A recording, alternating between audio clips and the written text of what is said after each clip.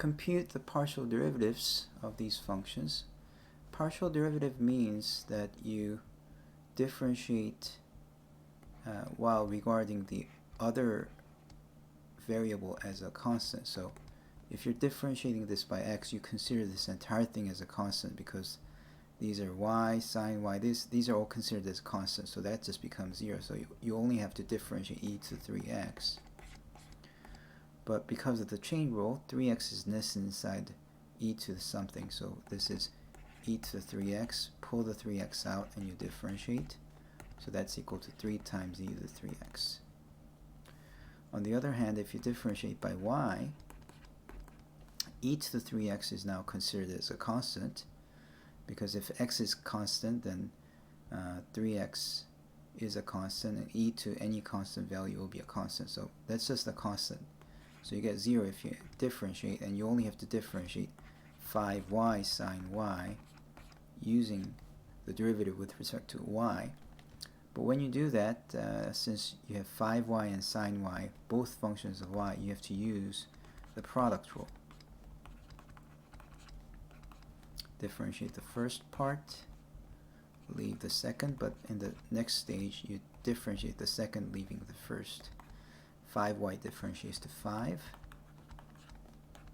and sine y differentiates to cosine. So that's the final answer. Now let me write it better. Cosine y. Okay, so that's the final answer.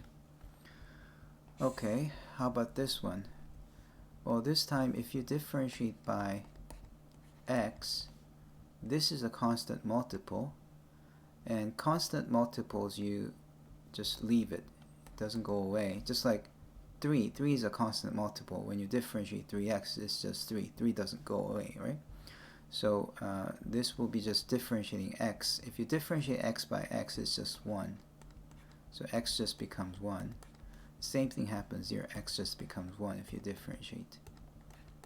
And y squared plus 1, that's just a constant multiple.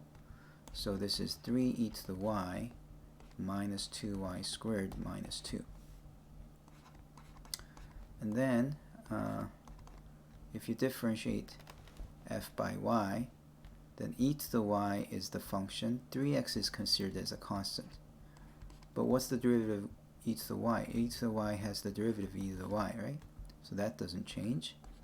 And same thing here, 2x is a constant multiple, and you just differentiate y squared, which just gives you 2y, and 1 just gives you 0.